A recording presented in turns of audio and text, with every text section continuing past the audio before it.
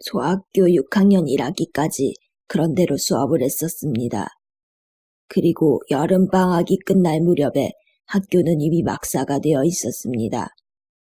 그때부터 비난이 시작되었고 수속을 해야 했습니다. 다른 사람들은 수속을 전부 끝마쳤는데 저는 늦게야 친구들이 모두 피난을 간다고 해서 마을 회장님께가 수속을 했습니다. 그 후 공격을 받아 침몰하게 되는 스시마 마루를 타게 되었습니다. 스시마 마루는 8월 22일에 출항했는데 모두 희망에 불타고 있었습니다. 눈을 볼 수 있다, 벚꽃이 있다, 기차를 탈 수 있다, 배를 탈 수 있다 등 그러한 것들밖에 머리에 없었습니다. 3월에는 돌아온다고 했기 때문에 수학여행 가는 거랑 비슷하네 라는 가벼운 마음이었습니다. 그만큼 전쟁이 심각하다는 것은 머릿속에 전혀 없었습니다. 출발 전에 딱 한 번 공습경보가 있어 벙커에 들어간 기억은 있습니다. 나중에 들은 이야기인데 제가 출발하기 전 어머니는 굉장히 걱정을 많이 하셨던 모양인데 여행길에 오르는 자식에게 불안한 얼굴을 보여서는 안 된다는 생각을 하셨던 것 같습니다. 한국까지 배웅을 나왔는데 언니에게도 눈물을 보여서는 안 된다고 말했던 것 같습니다. 먼 길을 떠나는 자식에게 절대로 불안한 표정을 보이지 말아야겠다고 참고 있었던 것 같습니다. 울고 싶은 것을 참고 있었던 것 같습니다. 그 이야기를 나중에 들었습니다. 잘 때 이제부터 시치토나다라는 가장 위험한 곳을 지나니까 구명조끼를 착용하라는 말을 들었습니다. 우리 여학생은 그 말에 따라 구명조끼를 착용하고 잤습니다. 남자아이들은 답답해서 싫다고 구명조끼를 착용하지 않고 잔 것 같았습니다. 한참 자고 있는데 담당자인 구시지요 선생님이라는 여자 선생님의 공격이에요. 모두 일어나세요. 라는 말이 들렸습니다.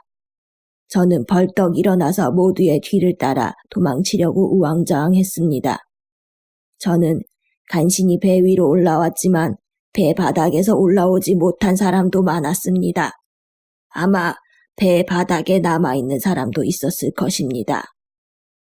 위쪽에 올라오니 친구인 마에시로라는 동급생이 있었습니다.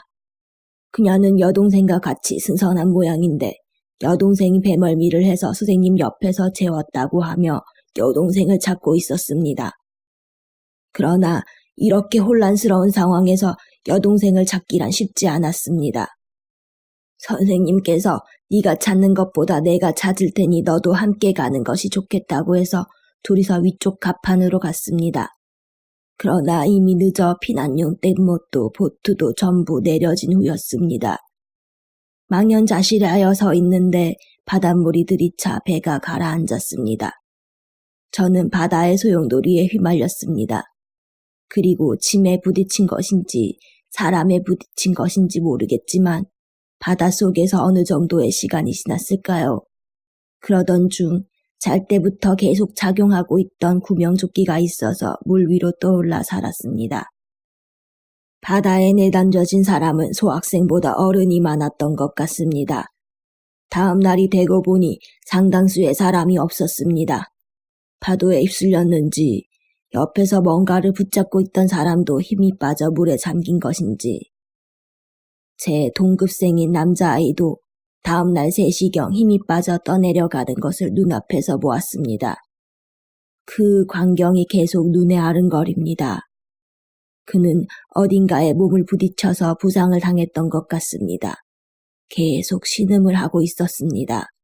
그리고 얼마 후 정신을 차려보니 다음날 낮 3시경이었을까 그가 힘이 빠져 떠내려가는 것을 보았습니다.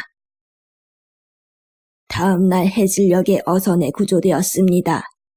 낮 3시경 하늘에 비행기가 날고 있었습니다.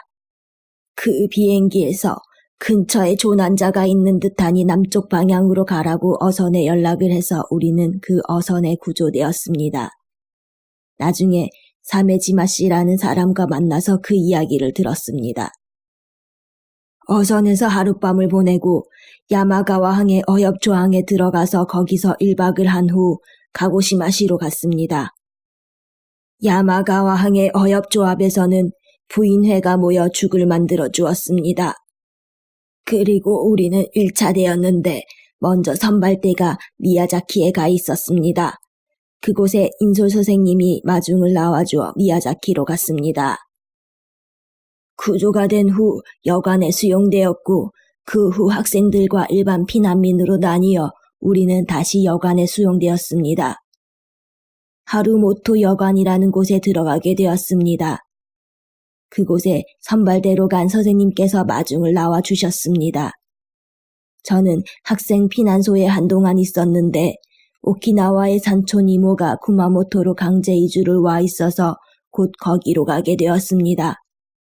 그리고 1년이었는지 1년 이상이었는지 기억이 잘 나질 않지만 구마모토의 시골에 있었습니다. 산 쪽에서 지내고 있었는데 오키나와에 돌아올 때까지 그곳에 있었습니다. 생활은 어려웠지만 먹고 사는 것은 간신히 해결할 수 있었습니다. 먹고 살려고 우렁이를 잡기도 하고 달래를 따기도 하면서 다양한 것들을 먹었습니다. 죽순 작은 것을 따서 먹기도 했습니다. 그곳에서는 보리밟기나 모내기 같은 일만 했고 학교는 거의 가지 않았습니다.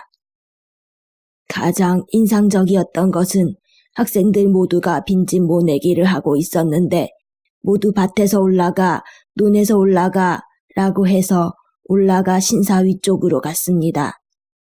라디오를 가져와서 오늘은 천황폐하에 중요한 방송이 있다고 하여 모두 모였습니다. 그 방송이 시작되자 남자 선생님들이 소리 높여 울기 시작해 무슨 일일까 생각했습니다.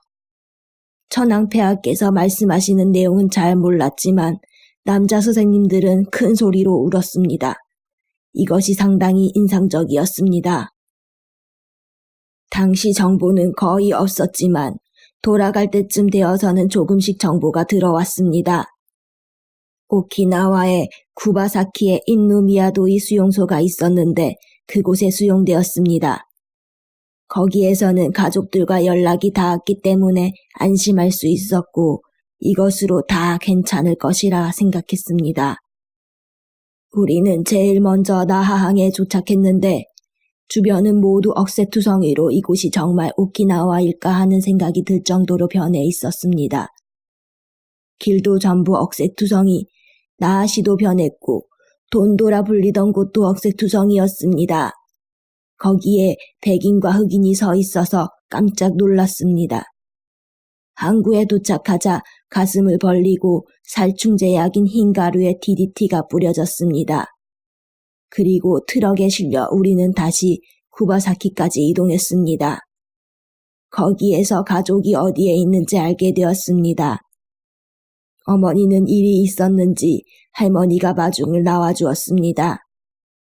초라한 모습으로 할머니가 차에서 내리던 것이 기억납니다. 할머니는 왜 피난 갈 때보다 더 작아졌니? 라는 말이 첫마디였습니다. 제가 너무 야위고 작아서 깜짝 놀랐던 것 같습니다. 그것이 정말 현실이었을까? 지금도 생각할 때가 있습니다. 살아있는 동안 여러 가지 일이 있었습니다. 지금 평화롭게 먹는 것도 모두 사치인 것 같습니다. 전 세계에는 불쌍한 아이들이 많습니다. 왜 아이들이 희생되어야 하는 것일까 하는 생각이 들 때가 있습니다. 어쨌든 전쟁의 시대는 다시 오지 않았으면 좋겠습니다. 전쟁은 해서는 절대 안 됩니다.